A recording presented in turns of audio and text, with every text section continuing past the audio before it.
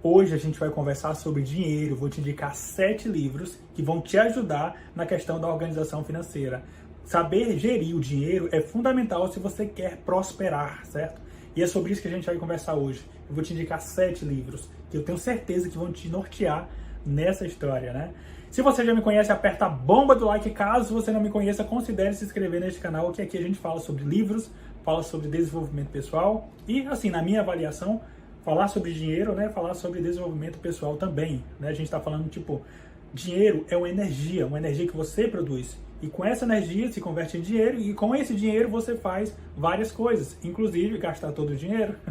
Mas a ideia é que você saiba utilizar essa energia e multiplicar essa energia. E a maneira que você pode fazer isso é justamente seguindo alguns passos, né? Poupando, começando a investir e começando a ter investimentos mais sofisticados, né? Mas antes de começar a falar sobre isso, né, eu quero indicar para você o primeiro livro que a gente vai conversar sobre isso. Eu defini assim uma seguinte ordem, certo? De complexidade ou daquilo que eu acho mais importante você começar. Eu não sei em que nível você está, se você já está investindo ou se você está ainda endividado, mas enfim, eu parti da seguinte sequência, tá? A gente vai falar primeiro daquilo que eu acho mais importante, que é a questão de trabalhar a tua mentalidade, certo? E depois a gente vai começar a ter uma coisa mais do nosso, tipo assim, na prática, na técnica, né? E depois, por último, investimentos mais avançados, certo? Mas é imprescindível você entender que tudo começa na mentalidade, certo? Às vezes as pessoas, tipo assim, conhecem alguém que tem dinheiro, enfim, a pessoa já tem vários investimentos e a pessoa pensa que ela só tem aquilo, só investe porque ela tem dinheiro. Não, ela tem dinheiro porque ela teve a mentalidade para construir aquela riqueza para começar a investir, certo? Então é o contrário. E é isso que eu quero que você tenha também, certo? E nesse aspecto, o melhor livro que eu já li em relação à questão da mentalidade, que, como eu falei, é a coisa que deve, tipo assim, nortear tudo, é o livro Os Segredos da Mente Milionária. Esse livro aqui, ele vai trabalhar a tua mentalidade. Não tem como tu prosperar se tu tiver crenças limitantes, tá entendendo? Se você começar a pensar que o dinheiro é mau, que o dinheiro é sujo, que quem tem dinheiro fez alguma coisa errada, como é que você vai alcançar esse dinheiro? Não tem como, porque você está repudiando o dinheiro. Tem pessoas que acham que você falar eu amo dinheiro é uma heresia. O problema é você colocar o dinheiro acima dos seus valores. Mas, tipo assim, você amar o dinheiro significa dizer que você quer aquilo, que você vai alcançar aquilo, que você vai trabalhar para poder alcançar esse dinheiro. Entendeu? Então, assim, esse livro, Os Segredos da Mente Milionária, de T. Harv Eker, ele vai te ajudar justamente nessas reflexões, além de trazer vários princípios, né, para você refletir também. Ele diz que, tipo, existem alguns quadrantes, né, digamos assim, de interpretação do mundo. Você tem lá um lado emocional, um lado espiritual, um lado mental, um lado físico. E, tipo assim, esse físico que a gente conhece aqui é resultado justamente desses outros 3 fatores, né? Então, como é que está o teu mundo mental em relação a isso, o teu mundo espiritual? Então, assim, tudo isso você tem que trabalhar, certo? Eu recomendo muito esse livro, ele traz, assim, várias ideias de como é que você pode reprogramar a sua mente em relação ao dinheiro. A gente cresce com várias crenças erradas, como eu falei, às vezes passadas pelos nossos pais, e aí uma maneira de reprogramar tudo isso é justamente pelas afirmações que esse livro traz e pelas reflexões que ele traz em relação ao dinheiro, certo? O T. Harv Eker, ele pegou esses códigos a partir de um amigo dele, um amigo do pai dele, na verdade, que era um amigo rico. Depois de o T. Harv Eker ter quebrado várias vezes, né, esse amigo deu um toque para ele e disse o seguinte: cara, faz o seguinte, começa a estudar a mentalidade das pessoas que têm dinheiro. Esse é o começo. Não é ficar estudando técnica e mais técnica e mais técnica. Não, a técnica é muito fácil. É muito fácil você investir na ação. A questão é você ter a mentalidade para poupar dinheiro. Essa é a questão, entendeu? Mas enfim, vamos passar para o próximo livro. Recomendo demais, Os Segredos da Mente Milionária. Eu leio pelo menos uma vez por ano esse livro aqui e sempre estou aprendendo, tá? O próximo livro que eu separei para vocês é esse aqui, O Homem Mais Rico da Babilônia. A história é o seguinte, se passa, né, tipo assim, fala aqui da Babilônia, e é meio que construída uma história, uma fábula do Arcade. O Arcade é um cara que era o cara mais rico da Babilônia, né, como diz o nome do livro. E, tipo assim, ele cresceu com outras pessoas, e essas outras pessoas, os amigos de infância, não enriqueceram. E aí, quando descobriram que o Arcade era um cara mais rico da Babilônia, eles quiseram tipo assim, colar no Arcade. O que foi que o Arcade fez? como é que ele alcançou esse dinheiro, como é que ele alcançou esse conhecimento.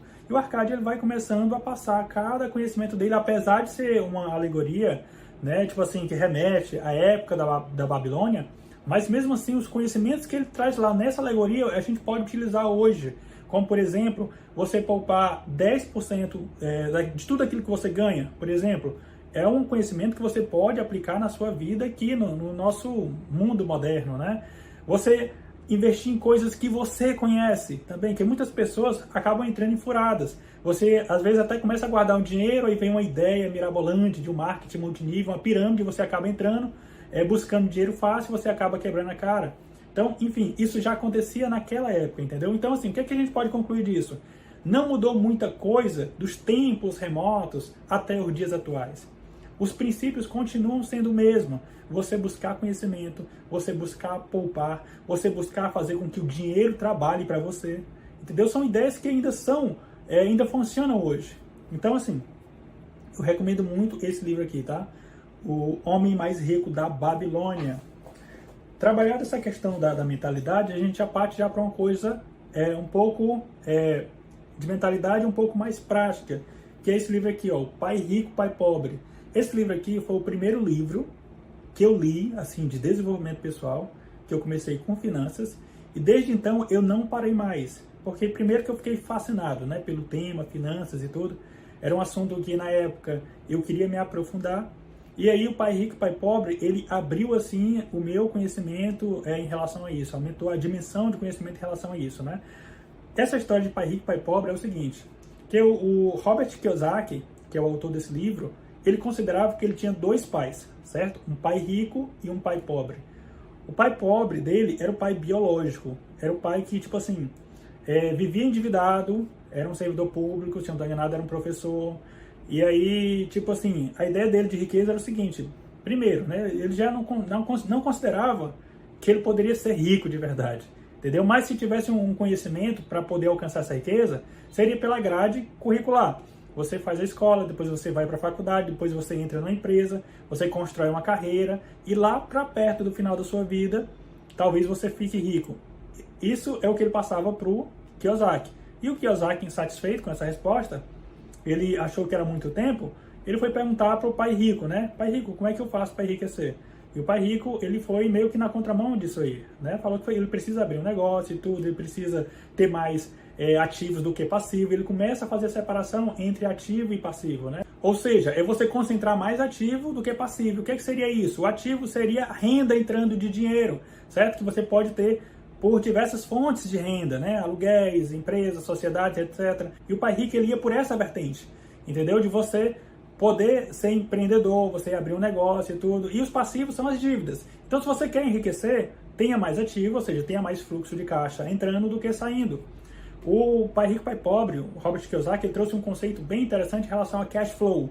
Cash flow é justamente fluxo de caixa. Ele separa em 4 quadrantes, né? Existem 4 tipos de pessoa. Existe aquela pessoa que ela é trabalhadora, né? Então, assim, ela trabalha para o negócio de alguém, provavelmente ela nunca vai enriquecer, né? Pelo menos no curto prazo. E tem também o autônomo já um pouco híbrido entre um empresário, né, que trabalha para si mesmo, e um trabalhador. Ele acaba sendo um trabalhador também, pelo jeito que ele vive, só que sem os direitos trabalhistas. E aí você tem um empresário, né, e esse cara já tem uma empresa, né, essa pessoa já tem uma empresa e tudo. E se realmente ele for um empresário do jeito que o Robert Kiyosaki desenhou, o empresário pode passar um mês fora da empresa, a empresa vai funcionar corretamente, sem nenhum problema. Por quê? Porque tem processos ali definidos nessa empresa. Se o empresário não puder se ausentar muito, porque a empresa pode quebrar, então ele acaba que sendo ainda um trabalhador dentro da empresa. E para o Robert Kiyosaki, isso não é o dono do negócio de fato, entendeu? E o último quadrante é em relação ao investidor, que para o Robert Kiyosaki, esse é o melhor dos mundos. É você estar lá só investindo em um dono, né, de uma empresa que ele vai cuidar dos processos para que os processos rodem e a empresa lucre. Então a ideia é justamente você construir esse fluxo de caixa, o fluxo de caixa do investidor, certo? Livro bem interessante, recomendo muito para vocês também, esse livro aqui. Outro livro que eu li, né, eu li ele no formato digital, que é o livro do Pablo Marçal, o Código do Milhão, certo? Lá o Pablo Marçal ele consegue fazer uma analogia muito interessante em relação às leis da natureza, né? Se você já conhece ele, sabe como é que ele é. as leis da natureza e o nosso mundo real. Porque, tipo assim, existe muita realidade imaginativa, né, para que as coisas funcionem. O mercado financeiro é uma realidade imaginativa. Empresas são realidades imaginativas. E o que é real, de fato, é o que tem na natureza. E a gente pensando por meio da natureza, se você pensar na semente, né, na semente, você planta lá uma semente, com o tempo tem data para florescer e para frutificar. Da mesma maneira, são os nossos investimentos, são as nossas ações. Você ter consciência disso. O que é que eu estou plantando? Para que eu possa colher lá na frente. Né? Então, assim, é outro livro que eu recomendo bastante para vocês, que é Os Códigos do Milhão, do Pablo Marçal. Antes de eu passar para o próximo livro, eu estava refletindo aqui sobre a parábola dos talentos, também, que é bastante interessante para a gente refletir sobre isso, né? Porque, tipo assim, diz o seguinte, não sei se você lembra, mas lá tem né? Um servo que recebe um talento, que seria o dinheiro, né? Um servo recebe 1 talento, o outro recebe 2 talentos e o outro recebe 5 talentos. Né? O que tem 5 talentos acaba multiplicando, né? E vira 10. O que tem 2 acaba virando 4. E o que tem 1, ele optou por enterrar o talento. Por quê? Porque ele não tinha conhecimento de como é que ele poderia multiplicar aquilo ali. E ele ficou com medo, né, do patrão dele, meio que penalizar ele. Então, assim, o medo impediu com que ele investisse, entendeu? E aí, lá na Bíblia é bem claro, né? Se com pouco você não consegue gerenciar, até o pouco que você tem, ele será tirado. Então a questão é, quanto mais você se desenvolver, quanto mais você buscar esse conhecimento, mais você terá. Tanto é que o que ganhou 5 conseguiu multiplicar esse valor. Porque provavelmente ele já não ficou parado, ele já sabia o que fazer, ele já tinha buscado conhecimento, ele já começou primeiro, então ele conseguiu multiplicar de 5 para 10, assim como depois o de 2 para 4, enfim. Se você se você não buscar conhecimento em relação a essa área aí, talvez você esteja enterrando os seus talentos, entendeu? Então, não faça isso para que o pouco que você tenha não seja tirado de você, certo? Vamos para o próximo livro que eu separei aqui, que é o do Gustavo Cerbasi, que é outra referência quando a gente fala de inteligência financeira, né? Casais inteligentes enriquecem juntos. Tipo assim, o que acontece? Quando a gente fala de um casal, são 2 cabeças. Né? Quando a gente tem só uma, já é complicado gerenciar dinheiro, assim, para quem nunca buscou esse conhecimento. Então, quando se junta 2 pessoas que não têm conhecimentos de finanças, aí o negócio fica bem mais complicado ainda. Né? 2 pessoas com visões de mundo diferentes e tal, e como é que associa dentro de um orçamento familiar. Então, assim, é um assunto complexo, né? E esse livro aqui, ele vai te ajudar em relação a isso, entendeu? Como é que você pode conversar dentro do seu casamento para vocês ter um alinhamento em relação ao dinheiro. O dinheiro não deve ser um assunto complexo, um assunto difícil, um assunto chato de conversar entre um casal. Não, tem que ser um assunto tranquilo, entendeu? A ideia é que vocês tenham objetivos em comum, quando a gente fala do objetivo financeiro, que vocês possam aproveitar, né, também o dinheiro como casal, tipo assim, que tudo não se resuma em relação ao longo prazo, né, para que vocês não deixem de viver em relação àquilo que vocês estão construindo, ao mesmo tempo que vocês não gastem tudo, entendeu? Porque vocês têm que pensar no futuro. Então, esse balanceamento dos recursos, tipo assim, esse livro aqui te dá várias ideias em relação a isso. Então, eu recomendo muito para casais, né, para pessoas que vão se juntar ou que estão com dificuldades de gerenciar as finanças do casamento, esse livro aqui, tá? Um outro livro que vai te ajudar bastante em relação às suas finanças é esse livro aqui, ó, o livro do Tiago Nigro, Do 1000 ao Milhão, certo? O Tiago Nigro é uma referência em relação a finanças, né? Todo mundo conhece o Tiago Nigro. Se você não conhece ainda, né, procura aí, Primo Rico, que com certeza você vai aprender muito com esse cara, certo? E ele fez um livro e ele condensou muitos conhecimentos em relação a isso, conhecimentos práticos, entendeu? De como é que você consegue controlar suas finanças, fazer um orçamento, como é que você pode começar a poupar, a importância de você poupar. O Tiago Nigro, ele consegue organizar o conhecimento de uma maneira, certo? Que você consegue o seguinte, aprender a gastar bem, certo? Que se você quer gerir as suas finanças, você tem que saber gastar bem, certo? Depois você vai aprender a investir melhor. Se você está começando a gastar bem, você está economizando. Se você está economizando, você vai poder investir melhor. E por último, você vai ganhar mais. Então são estratégias para mexer com esses pilares em relação à sua forma de gerir as suas finanças pessoais. Então eu recomendo muito o livro do Tiago Nigro, certo? Assim como o canal dele, as redes sociais dele, que ele sempre está compartilhando conhecimentos do ramo financeiro, né? Então, assim, o último livro que eu acho que talvez seja um pouco mais complexo, certo? Mais Uma hora ou outra, talvez você vai precisar desse conhecimento se você quiser chegar nesse nível, que é em relação ao investidor inteligente, certo? Esse livro aqui já é um pouco mais denso, né? Mas esse livro aqui que vai te trazer alguns princípios em relação a como você deve ser quando você é investidor, certo? O que é que você tem que ter em mente para que você não caia em ciladas? Essa ideia de que a Bolsa de Valores é cassino, que, enfim, isso aí é uma ideia que as pessoas não entendem, né, a Bolsa de Valores. Se elas entendessem, eu sabia que seria, tipo assim, que é uma regra muito simples. Você analisa empresas, você tem que aprender a analisar empresas, você tem que aprender a escolher uma boa empresa, enfim, tudo isso. Se você realmente souber essas coisas, saber analisar uma empresa, escolher uma empresa e investir nela, aí sim você é um investidor. Agora, essa história de cassino é para quem quer especular, para quem acha que vai colocar lá R$1.000 e vai virar R$1 milhão da noite para o dia. Não é assim que funciona. Quando a gente fala de investimento, a gente está falando de longo prazo.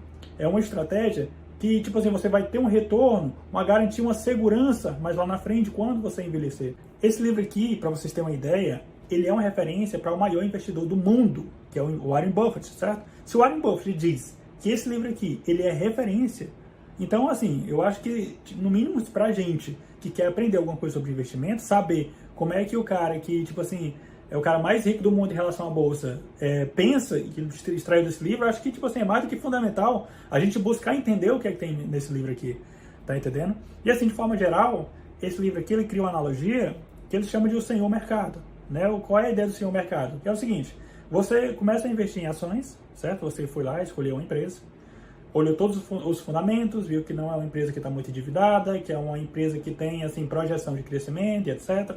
Você escolheu uma empresa. Vamos supor que a ação dela é R$10, certo? Você comprou R$1.000, ou você comprou 1.000 ações, certo? Ou seja, você investiu R$10.000, certo? Se amanhã essa empresa, ela passar da ação de 10 para R$12, você já teve um lucro, digamos assim. Você vai se desesperar para vender essa ação? Não, porque se você está pensando em longo prazo, para você vai ser bom aquele aumento, né? Significa o seguinte, que o seu dividendo ele vai ser mais alto. Se você tem a cabeça de investidor, você não vai se importar com esse aumento que deu, certo? Agora, do mesmo jeito, se essa ação, que era R$10, cai para R$8, e aí você acaba de perder dinheiro, será que você vai se desesperar por conta disso? Então a questão é, será que você vai ter controle emocional para gerenciar as oscilações da sua carteira de investimento? A ideia do senhor mercado é justamente essa, que o senhor mercado ele não liga para o que você quer, certo? No curto prazo, ele pode oscilar a bolsa do jeito que ele quiser, aumentar o valor da ação, diminuir o valor da ação. No curto prazo, talvez a bolsa nem faça sentido. A bolsa faz sentido no longo prazo, porque aqueles números que você enxergou, que fez sentido para você, se você fez uma boa análise, eles vão se sustentar ao longo prazo, entendeu? E não a notícia que vai surgir aí e de repente oscila a bolsa para mais ou para cima ou para baixo. Isso não pode interferir no seu raciocínio, entendeu? No investimento. Essa é a ideia. Além de, tipo assim, trazer várias premissas para que você possa começar a ser um investidor, né? Apesar de ser um livro que fala da bolsa norte-americana, você pode extrair alguns conceitos para a bolsa brasileira. Isso é que é legal, né? De forma geral, vamos supor que você quer começar a investir na bolsa. Você não precisa colocar muito, você pode colocar pouco, sentir como é que é investir na bolsa, tá entendendo? Ele sugere aqui que se você quer fazer um investimento mais seguro, mesmo que você não saiba muito, invista em empresas grandes, entendeu? Diversifique o seu capital, que aí você vai estar mais protegido se uma empresa cair, não é todo o seu dinheiro que vai embora, tá entendendo? Enfim, são várias dicas para você começar a investir aqui. Eu preparei para você uma playlist com resumo desses livros aqui que eu falei. Alguns eu ainda não fiz, mas vou fazer, por isso que é importante você se inscrever nesse canal, para você não perder nenhuma novidade dele, tá? E bota aí nos comentários se tem algum livro que você gosta e eu não falei, para que eu possa conhecer também, né? E de repente no futuro eu leia ele e também faça um resumo dele. Então coloca aí nos comentários o que é que você achou desse vídeo também, tá? E a gente se vê no próximo vídeo. Aperta a bomba do like, tá? Se inscreve no canal.